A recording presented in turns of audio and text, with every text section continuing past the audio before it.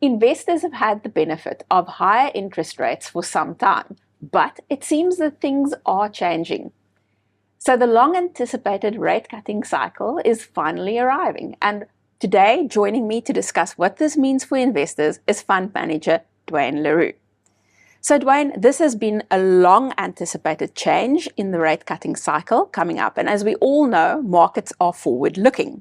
So has the market fully priced in the impact of rate cuts locally, or are there still opportunities remaining for investors? Thank you so much, Audrey. And yeah, correct. Generally, markets are forward-looking. That's generally the standard out in the world, and in South Africa, much of the same. And when we talk about what's priced in and how markets have been moving, it's interesting to mention that at the start of the year, we had a significant political uncertainty priced into our market, and that elevated and went quite extreme going into the election period. And subsequent to that, we saw a significant re-rating in our government bond yields, and just really speaks to how markets are forward-looking and also changing to what's happening out there. And while it's impossible to say with precision what exactly markets are pricing, we think that for the majority of this year, quite a lot of the political risk premium, you can call it, that was priced into our market has largely been priced out. And then as markets turn their attention to call it the rest of the economy and the potential for these elevated high rates to come down, more and more we've seen a pricing in of anticipation that we'll actually start that rate cutting cycle. And while it's impossible to say with certainty, we know that there are indications that at the moment the market's pricing in somewhere around 1 to 1.25% worth of rate cuts. But this all depends on the depth and the extent to which our inflation profile trends lower. In an environment where our inflation going forward is significantly lower, it's not impossible to say that there could be even more rate cuts priced in, and which could see an even more positive environment for our bond yields. But that aside, given even where pricing is at the moment, we're sitting in a situation where on a historical basis, our real yields, our government bond real yields, so yields after inflation, are still very, very elevated. And we believe this is an opportunity for investors. And, there's still a lot of potential to see further returns from this point. So it sounds like there are still opportunities for investors in this market, but what should fixed income investors bear in mind? Yes, so there is a lot of opportunities. As I've mentioned, we still have very high elevated real yields.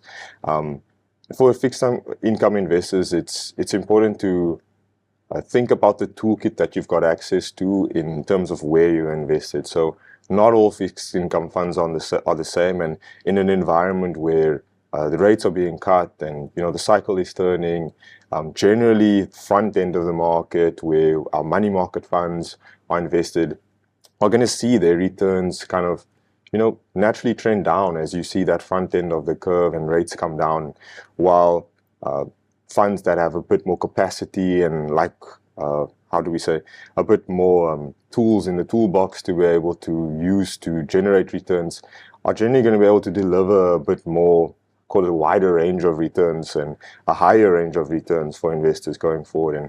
And these are funds where you can start thinking about income, multi-asset income funds, generally a little bit further up on the risk spectrum. But with that toolkit, you get access to a wider range of outcomes. And we believe that in an environment where you are in a rate cutting cycle, that these tools and this toolkit and that capacity to take risk becomes so valuable for clients.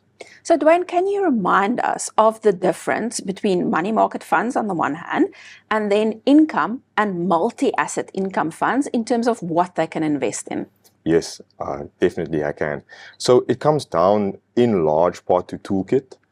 Generally, your money market funds are going to have their shopping list will generally be a lot shorter than the shopping list, for example, of an income or multi-asset income fund, where, not only in terms of the restrictions, regulatory restrictions, limiting them to certain instruments, but also the capacity to take a risk and various kinds of risks is much higher further on you move away from money market funds. So generally in the money market fund space, you're going to be thinking of shorter term instruments, instruments that have returns very highly linked to what's happening to the rate cutting cycle. Whereas if you move away from that towards our income, multi-asset income funds, because you've got a wider range of tools and also capacity, you can add interest rate sensitivity or duration. You can start thinking about various kinds of credit risk that you'd like to take. All of these become essential tools to use to be able to generate returns in keeping with those mandates and, being able to give investors access to the market essentially. So given what we currently see in the fixed income market and looking at the yield curves out there, where are you currently finding opportunities?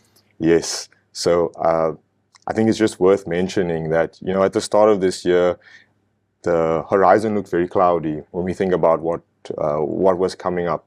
Elections, a lot of uncertainty around that. Obviously, the knock-ons to our fiscus, and a lot had been priced into our government bond curve, and as you correctly mentioned, we'd seen a significant re-rating in that. Where we are still finding opportunities is within that curve, within that space. So government bonds of various kinds, both fixed nominal bonds and inflation-linked bonds. And then also we're finding distinct opportunities within the credit space. So generally, it's been an area where we've not necessarily been overly active over the last few years, but we are seeing pockets of opportunities where we are participating. But generally, we think that this going forward is potential to be a ripe ground for further or future return opportunities. Duayne, thank you so much for joining me today and unpacking the impact of the rate cutting cycle on investors. Thank you.